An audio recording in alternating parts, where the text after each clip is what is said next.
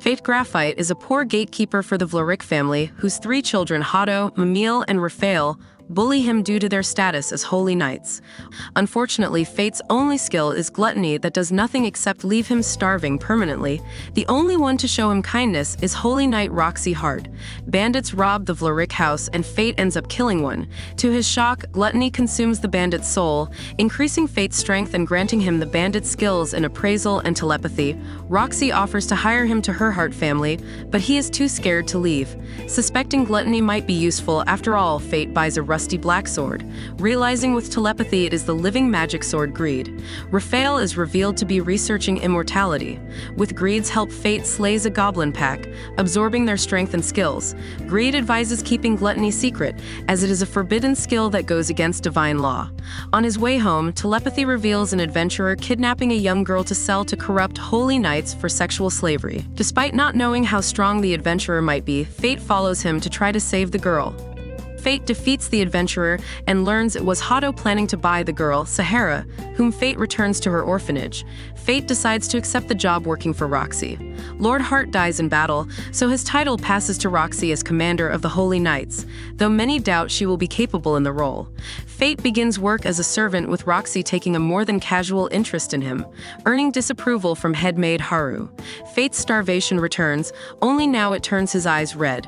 Greed reveals now Gluttony has consumed a soul, it will crave them constantly, meaning Fate must kill regularly or Gluttony will starve him to death or send him on a mindless rampage. The red eyes are Hunger Boost, a unique skill that makes him a more skilled hunter-killer until Gluttony is fed.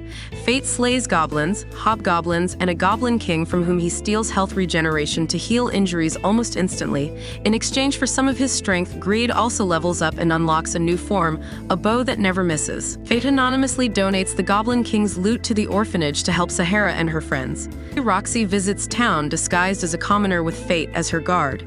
She notes his sword needs maintenance. Roxy sees for herself a holy knight bullying people.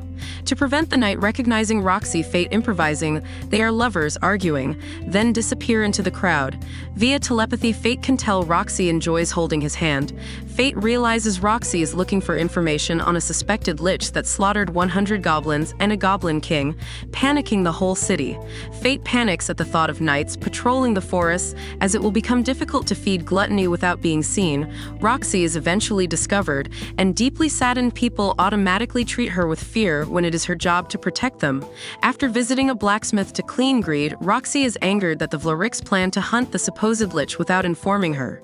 They encounter the Berserk siblings tormenting a lost child and leave irritated when Roxy confronts them. Helping the boy find his mother, Fate is reminded of a knight resembling Roxy who helped him after his father died. They return home and are thoroughly scolded by Haru. Needing a way to hunt without being seen, Fate secretly acquires a magic mask. The Berserks and other knights gather in secret to discuss a place called Gallia. Due to repeated hunting trips, Fate becomes known as Corpse Lich. Roxy invites Fate to the Heart Vineyards to meet her mother, Lady Aisha, who recognizes their mutual crush. Fate learns kobolds always attack the vineyards. He encounters a red-eyed Gallian girl hunting the kobolds, but she cryptically warns he is still immature and needs to kill the kobolds more than she does. Roxy recognizes her as being from the Gallian region where her father died. Roxy leads the kobold hunt, unaware one has evolved into a crowned kobold. Fate decides to hunt it at night so Roxy won't be endangered. After killing it, Gluttony goes berserk from such a high-quality soul, and Fate fights to keep it under control. Roxy discovers the dead kobolds and suspects the Gallian girl. Aisha, who will soon die of chronic illness, secretly charges Fate with supporting Roxy after her death. Fate agrees but feels unworthy. Slaying goblins no longer satisfies Gluttony, and Hunger Boost turns one eye red all the time, requiring hiding under an eye patch. Hado is chosen to hunt for Corpse Lich, while Roxy, due to the Berserk scheming, is chosen to go to Gallia to finish the mission that killed her father. Fate begs her to refuse such an obvious plot against her life, but she agrees to go. Raphael and Mamil travel to Tenburn to continue researching immortality. Powerless against their corruption, Fate does the only thing he can. On his next hunt, he lets Hado find him, intending to kill him in revenge. Fate reveals his identity to Hado, destroys his holy sword, beats him severely, severs his arms and legs, and then kills him, stealing his skill holy sword technique, which makes Fate a holy knight automatically by law. Greed levels up and unlocks a scythe form. Roxy departs for her mission to slay the divine dragon, which will take 3 years even if she survives. Fate decides to follow her in secret. As well as soldiers, Roxy is joined by volunteers Miria and Morgan.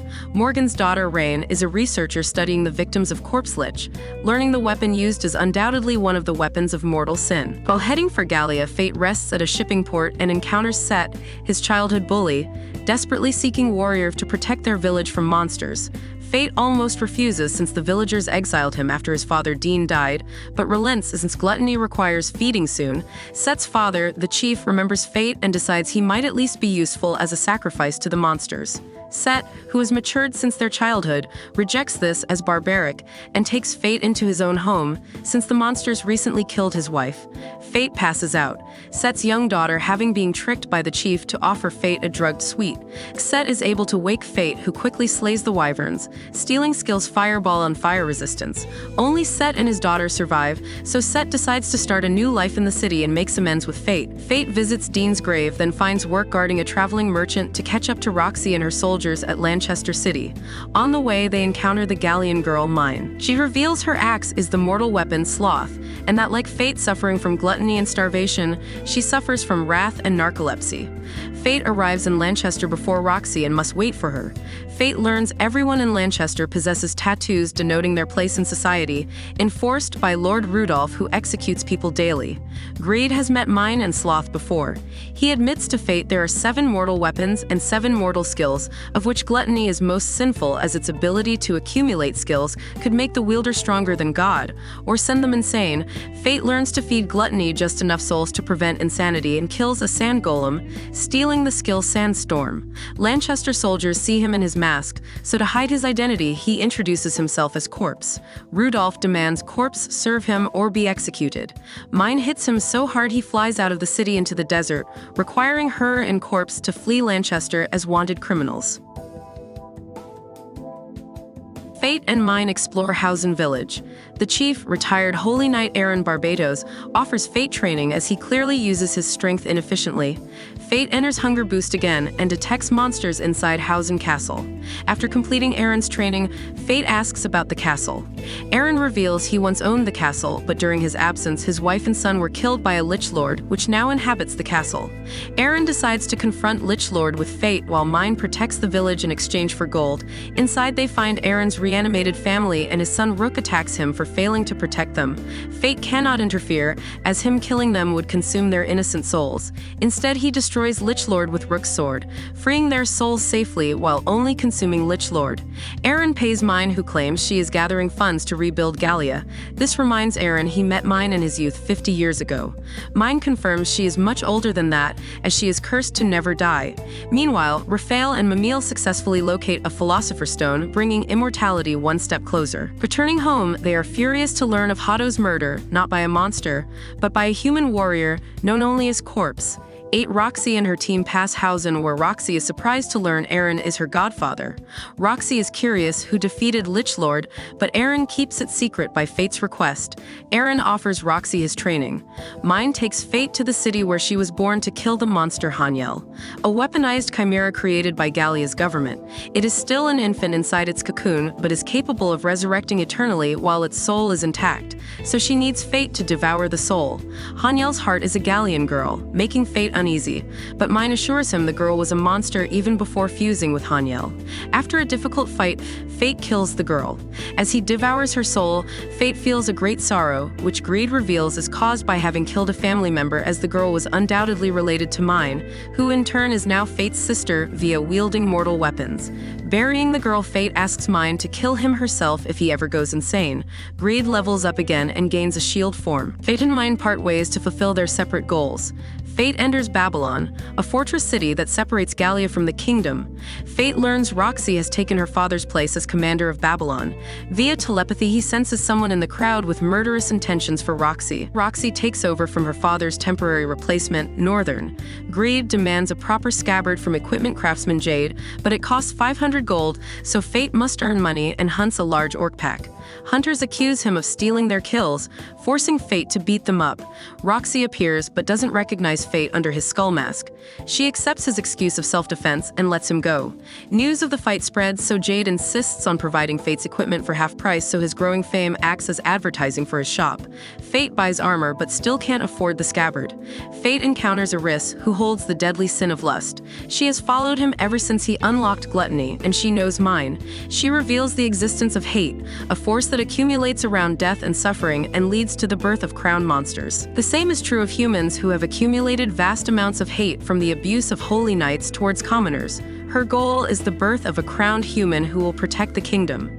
So she plans to assassinate the only holy knight beloved by the commoners, Roxy. The resulting explosion of hate would definitely trigger a crowned human to appear. Fate storms out, enraged by Eris' plan and determined to protect Roxy. A squad of soldiers go missing in Gallia, so Roxy gathers a rescue squad. Jade requires dusk stone to make Greed's scabbard, so Fate decides to mine it himself in Gallia. Once out in the wilderness, Fate dreams of the Gallian girl who drowns him in his victim's blood. He awakens and spots salamanders attacking Roxy's camp. Fate rescues them in his corpse mask and determines the salamanders were enchanted to kill Roxy, so he escorts them to their shared destination, Great Canyon.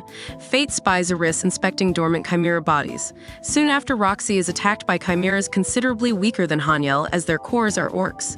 Fate finds fighting alongside Roxy feels natural, almost fun, as he helps Roxy kill the chimeras. A sinkhole opens beneath them that drops them into a cave. As they recover, Roxy feels corpse reminds her of Fate. Fate is thrilled Roxy remembers him but still keeps his identity hidden. Gluttony suddenly activates, requiring him to kill. Hiding his eyes from Roxy in shame, he leaves her and quickly slays the last chimera in a frenzy of self-loathing. With Gluttony satisfied, he determines the chimeras were also enchanted, which he is sure was done by Eris. The cave collapses further, luckily revealing a deposit of dusk stone. Elsewhere, a man with a similar mask to Fate's appears. Even a month later, Roxy confronts Fate, who, since he keeps being challenged to duels, has injured 57 men. Fate loses when he sees she wears a necklace made of a jewel he gave her. Roxy recognizes he used Aaron's sword style and must be the cursed man Aaron mentioned. Morgan's daughter Rain learns Raphael has the Philosopher's Stone and fears what he might do with it. A monster stampede called a death march approaches Babylon. Fate is forced to leave it to Roxy while he focuses on a monster trying to ambush Roxy's army. Crowned Slime. Slime is being controlled by the other masked warrior, wielding mortal weapon Envy the Black Gunblade. After defeating Slime, Fate finds his stats are now completely maxed out for a human. Any further increases will put him beyond into a place known as Domain of E, where only inhumans can survive. The warrior is immune to Fate's attacks, as he has already progressed to Domain of E. Fate willingly enters Domain of E and fights the warrior as equals, destroys his mask, and finds it is Roxy's subordinate Northern. Northern uses a whistle to summon Divine Dragon that killed Roxy's father and sends it to kill Roxy. Fate saves Roxy at the last second, but his mask is destroyed and Roxy finally sees he is Fate. Northern severs Fate's left arm, but Fate stabs him in the back, having used an illusion skill, and devours his soul. He suddenly enters a dream world where the Gallian girl Luna informs him for freeing her from Haniel, she has been suppressing Gluttony for him.